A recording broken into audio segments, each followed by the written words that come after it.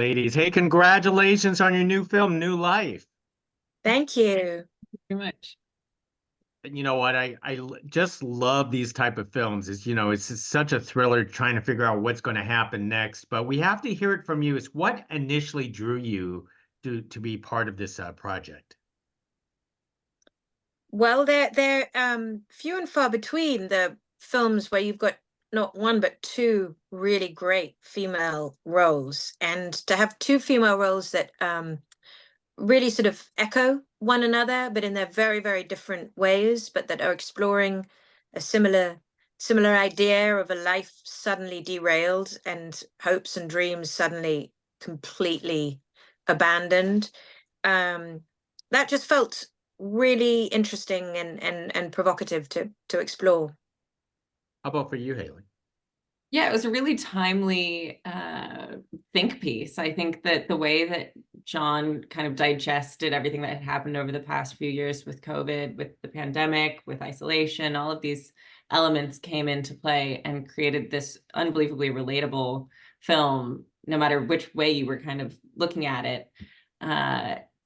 There's a little bit of something that everyone in the world can relate to now. I mean, we were all there. We all experienced it in our own ways. And I think now it's so interesting that there's a film that has these sort of messages that everyone can tap into and relate to, where before this, I don't know if there was any kind of universal experience like that.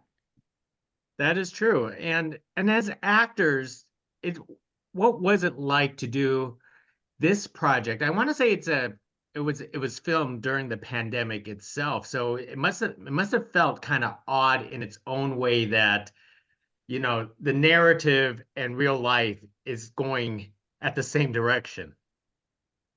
Yeah, we were at the tail end of the pandemic, but that said, the entire crew was in masks for the entire time. I mean, I wasn't really sure what John even looked like till we wrapped. It was that there was that piece. There's also the element of, my character's in a hazmat suit at the end of the movie. And I think if I'd shot that 6 years ago, I'd have felt like that was an overreaction. I'd have felt like, do we really need that? Isn't a surgical mask enough? Like, why do we need the suit? That feels a bit, you know what I mean? And whereas that now that just is part of our vernacular. That felt exactly right. It didn't feel out of place. It didn't feel too much. It didn't feel like, oh, it pulled me out of the movie. It felt like, no, that's absolutely what we do, what we all know about. Masking felt obvious, putting on surgical gloves felt obvious, all without it being a pandemic movie, which I think was just I don't think anyone wants to see a pandemic. We all live through it. Nobody needs a pandemic movie. This isn't a pandemic movie. It gestures to it has some of the tropes that are now all too familiar to all of us, I think. Well said.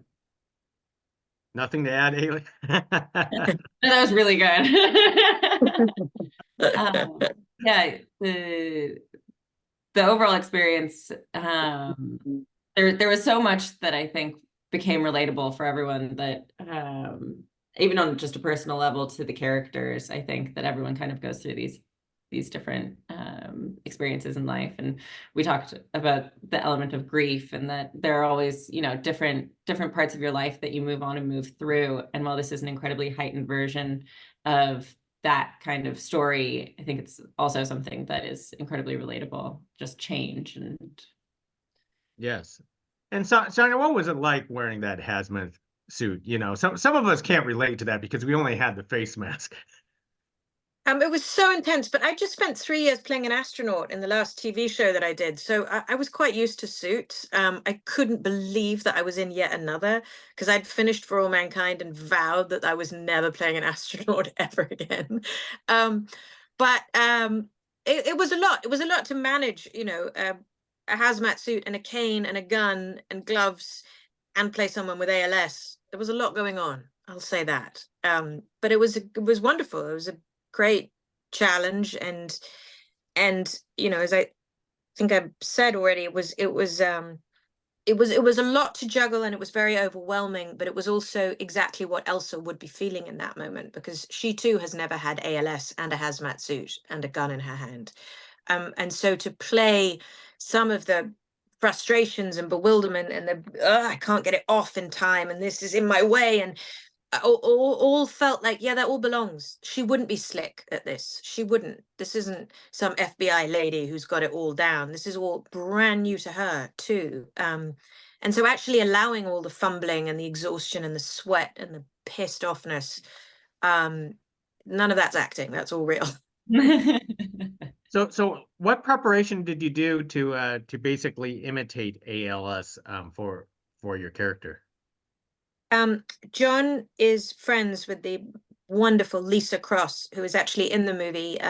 When you see the scene where Elsa is talking to, doing a Zoom with a caregiver and an ALS sufferer, trying to sort of get some information for the first time, that's Lisa.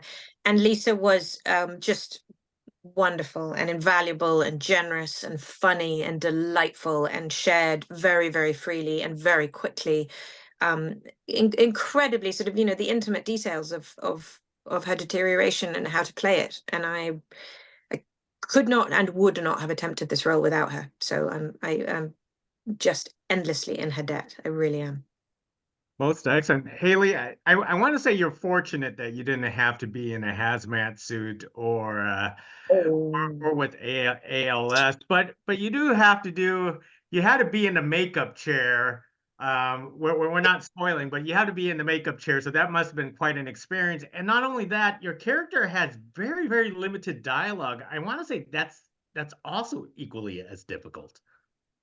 It was such a fun challenge, and I really enjoyed first the makeup was amazing, and it was such an experience just transforming into that look. I was so blown away by the beauty with which it transformed me.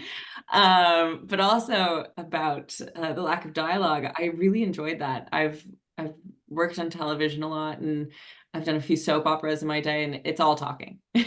We do a lot of talking on soap operas, and so it's very the story is told through the spoken word and through conversation, and that was something that just was such a beautiful gift to me, and that it was so exciting and so enjoyable for me, was getting to tell a story through action and through physical storytelling, and that meant having a lot more going on in my head than ever was spoken about or really made obvious through dialogue. And so it was fun that I got to fill in these blanks for myself and to create this world and this woman. And yeah, I couldn't have had a better experience, and I'm so proud of the product.